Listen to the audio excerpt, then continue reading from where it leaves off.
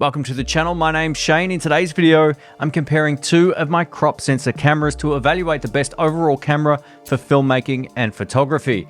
This is a shootout between the Panasonic Lumix GH6 and the Sony FX30. Now the GH6 is the current flagship micro four thirds sensor camera on the market, sporting a 25 megapixel sensor with a maximum internal recording all the way up to 5.8K. Meanwhile, the Sony FX30 is like a baby Sony FX3 with a video-centric design and a larger 26 megapixel APS-C sensor. I'll break this video down into key sections and declare a winner based on my experience owning both of these great video-first cameras. And if I can't declare a winner, I apologize. Let's kick things off with handling. Both cameras have an excellent grip and all the buttons and dials are in intuitive positions. You can easily operate each camera almost interchangeably. The GH6 and FX30 share a lot of the same button layout, including top and front record buttons and a dedicated button for white balance, ISO, and exposure.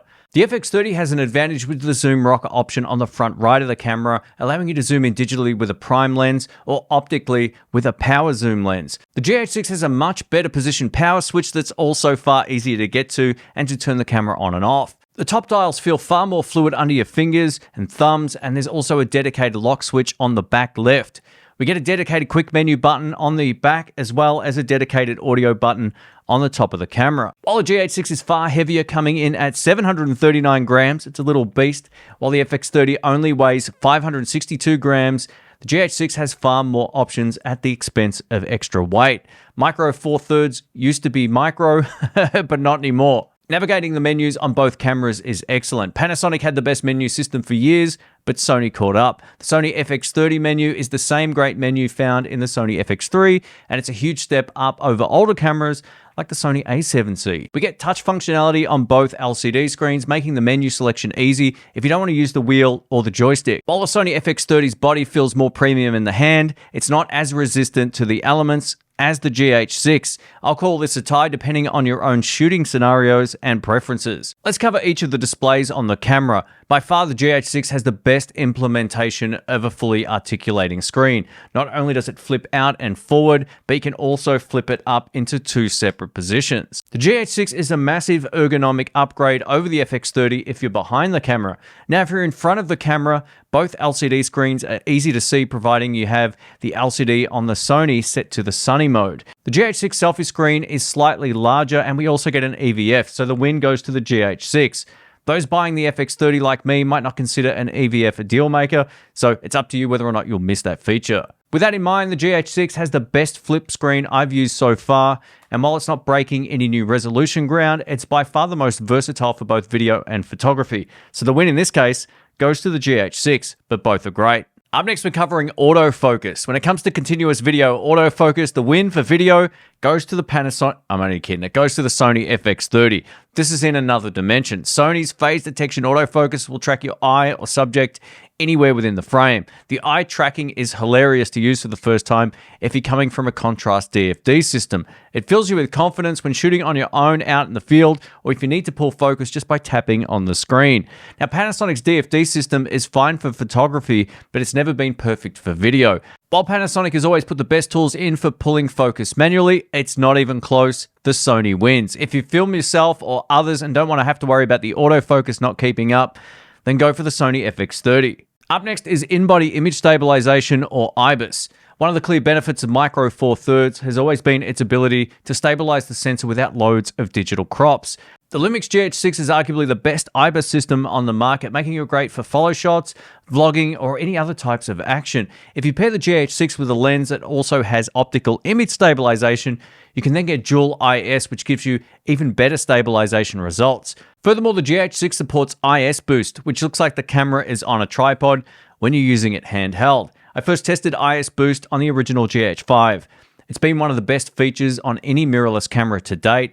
This is one of the main reasons I've stuck with Lumix for handheld work. The in-body image stabilization on the FX30 is severely worse than the GH6 in every way. The only saving grace is that you have the option to run the Sony FX30's footage through Sony Catalyst Browse for enhanced stabilization. This is also an extra step that won't be for everybody depending on the performance of your editing workstation. The win here for best straight out of camera IBIS goes to the GH6, and it's not even close. Let's cover the recording options because as of April 2023, this got a whole lot more interesting. Sony just released a new firmware update giving users DCI 4K.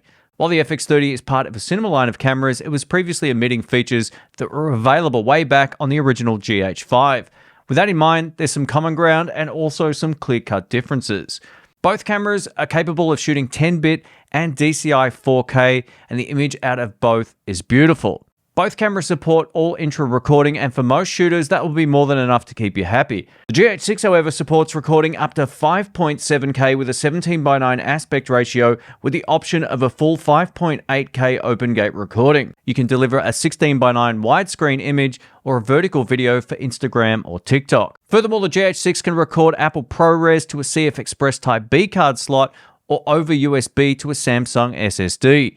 While content creators will be more than happy with either camera, the win goes to the GH6 when it comes to recording options. There's so much more in the menu system to choose from depending on your situation. Let's talk image quality. Sure, we're comparing a smaller micro Four Thirds sensor to a larger APS-C size sensor, but it's not quite as simple as that. The 4K quality out of both cameras is great.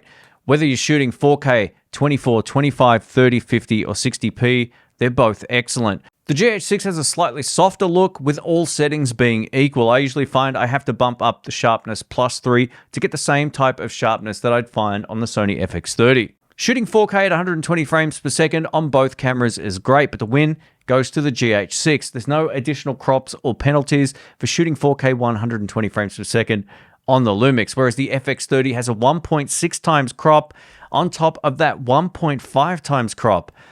The FX30's crop makes for a somewhat noisier image than the GH6, but both can be used with great results in decent lighting. Both cameras have the ability to record in HD all the way up to 300 frames per second or 200 frames if you're in the PAL region. The biggest advantage goes to the Sony when it comes to autofocus performance, but I think I prefer the image quality out of the GH6. When it comes to low light, the win goes to the Sony FX30. The results are cleaner and nicer whether you're shooting in log or a standard picture profile. Shooting at ISO 2000 on the FX30 looks much nicer than ISO 2000 on the GH6 with or without dynamic range boost on. Thanks to the dual native ISO sensor of the FX30, it's a much easier process to work with over the dynamic range boost feature of the GH6. While the dynamic range of the GH6 is quite good, the APS-C sensor has it beat. Rolling shutter performance is far better on the GH6 than on the FX30. One of the biggest criticisms of the FX30 is its inherent rolling shutter. I don't find it to be an issue for my particular style of shooting, but once you use a micro Four Thirds sensor with a faster readout, you'll notice a big difference between them both. When it comes to color science, I much prefer the overall look of the GH6 over the FX30. In the standard picture profile modes, it's about even, but once we start shooting in log, Vlog gets the win. Vlog is so easy to grade. If you've never used Vlog or any log before, you can basically just drop Panasonic's Nicest LUT on it with some minor corrections and you're done. I always find I have to mess around with S-Log3 to get it to look anywhere near as good as Vlog. So when shooting in log, the win goes to the Panasonic. If you're already used to shooting and grading with S-Log3, this won't be a deciding factor for you, but just in terms of straight up workflow, I much prefer working with Vlog. The Sony FX30 has a color profile called S-Cinetone, which is quite nice for shooting in low contrast situations. But I can get a similar look with small tweaks on the Cine D or the flat profile on the GH6, so it's much of a muchness. Lastly, the GH6 can shoot 5.9K at 60 frames per second, which is a massive resolution bump over the Sony FX30. Just shooting at 4K with autofocus enabled, the FX30 is my clear favorite. The improved dynamic range of the FX30 might be enough to sway you away from cameras with a smaller sensor. If I plan on shooting in 4K 120 frames per second or in log, or I need higher resolutions, the GH6 wins. I'm going to call this a tie based on these factors. There's pros and cons to both of these systems, and which one will be best for you, again, depends on your shooting scenario. Let's cover audio. Both cameras sound great when using the 3.5mm input jack. Both cameras have great preamps, and whether you're using a wireless pack or a vlogging microphone, both cameras will sound the same. Both cameras also have the ability to be used with an XLR adapter. This allows you to use a shotgun microphone or a podcasting microphone like I'm doing directly into my other camera.